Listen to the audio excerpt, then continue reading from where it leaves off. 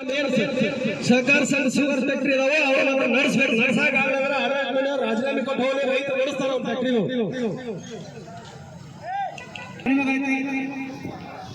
ನೋಡಿ ಇವತ್ತ ನಮ್ಮ ಭಾಗದಲ್ಲಿರ್ತಕ್ಕಂಥ 3 ಸಕ್ಕರೆ ಕಾರ್ಖಾನೆಗಳು ಹಿರಣ್ಯಕೇಶಿ ಸಕ್ಕರೆ ಕಾರ್ಖಾನೆ, ವಿಶ್ವನಾಥ್ ಸಹಕಾರಿ ಸಕ್ಕರೆ ಕಾರ್ಖಾನೆ ಹಾಗೂ ಸಂಗಮ್ ಇವೆಲ್ಲ ಕೂಡ 25 ಲಕ್ಷ ಟನ್ ಕಬ್ಬು ನುರಿಸ್ತಾರೆ. 25 ಲಕ್ಷ ಟನ್ ಕಬ್ಬು ನುರಿಸಿ ಕೊಡಿದ ರೊಕ್ಕ ಎಷ್ಟು?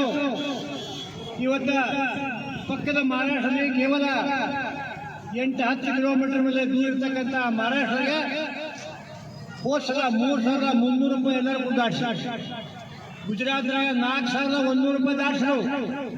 ನಮ್ಮಲ್ಲಿ 3,000 ಹಾಳಾಗತ್ತ. ವಿಶ್ವನಾಥ್ ಫ್ಯಾಕ್ಟ್ರಿಗೆ ಇವತ್ತು DC ಆದರೂ ನಾನು ನೋಟಿಸ್ ಕೊಡೋದು. ಹಲೋ ಮಗನ, ನೀನು ನೋಟಿಸ್ ಕೊಡಾಕ ಅಲ್ಲಿ ಬಂದ್ ಮಾಡಕ್ಕೆ ಬರಲ್ಲ, ಆ ಫ್ಯಾಕ್ಟ್ರಿ ಸೀಸ್ ಮಾಡಕ್ಕೆ ಬರಲ್ಲ, ಆ ಅಧಿಕಾರ ನಿನಗಿಲ್ಲ, ಇದು ಆಟೋನಮಿ ಆಗಿಲ್ಲ. ಇವತ್ತ ಸರ್ಕಾರ ಹೇಗೆ ನೋಡ್ತಂದ್ರ ಕಬ್ಬಿನ ಕಾರ್ಖಾನೆ ಮಾಲೀಕರು ಮತ್ತು ಅವರಿಬ್ರು ನಾ ಅತ್ತಾಗ ಬಡದ ಮಾಡ್ತಾರೋ, ನೀ ಬಡದಾಗ ಮಾಡೋದು ನಾ ಅತ್ತಾಗ ಮಾಡ್ತಾನ.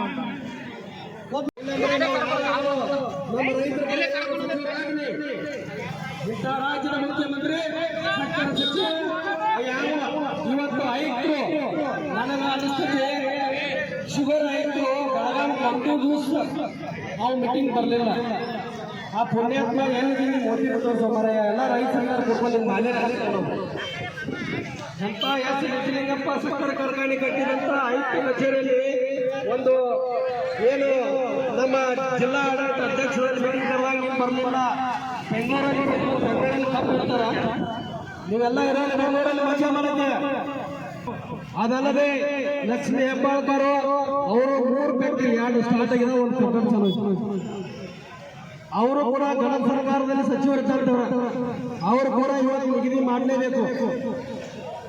ನೀವು ಸರ್ಕಾರದಲ್ಲಿ ಪ್ರತಿನಿಧಿಯಾಗಿ ಜನರ ಸೇವಕರಾಗಿ ಕೆಲಸ ಮಾಡಕ್ಕಾಗಲ್ಲ ಅಂದ್ರೆ ನಿಮ್ಮಂತ ಲಜ್ಜೆಗೆಟ್ಟವ್ರು ಯಾರು ಇಲ್ಲ ಅಂತ ನಾನು ಬಯಸ್ತೇನೆ. ಇವತ್ತು ದಯಮಾಡಿ ಎಲ್ಲ MLA MP-ಗಳು ಫ್ಯಾಕ್ಟ್ರಿಗಳು ಇವತ್ತು ನಮಗೆ 3,500 ರೂಪಾಯಿ ಕೊಡ್ಲೇಬೇಕು.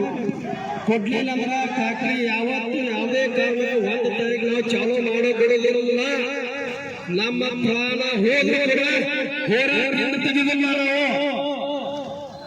ಕಬ್ಬು ಬೆಳೆದ 12 ತಿಂಗಳು ಕೂಲಿ ಕಾರ್ಮಿಕರ ಹಿತಾಸಂಘ ವತಿಯಿಂದ ಇವತ್ತಿನ ದಿವಸ ಹುಕ್ಕೇರಿ ಶಹರದಲ್ಲಿ ತಾಲೂಕಾ ಮಟ್ಟದ ಒಂದು ಬೃಹತ್ ರೈತ ಪ್ರತಿಭಟನೆ.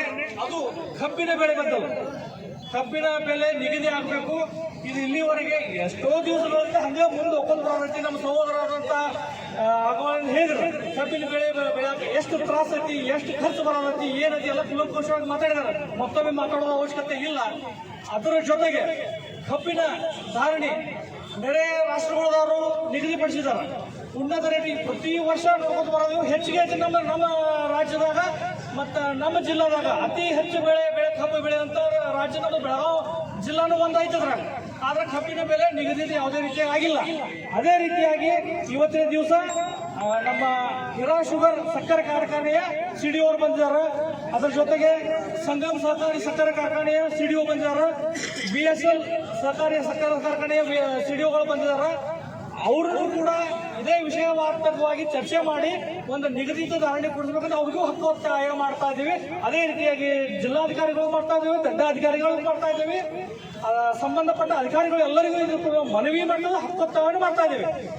ಒಂದು ಸಂಕ್ಷಿಪ್ತ ವಿವರ ನಮಗ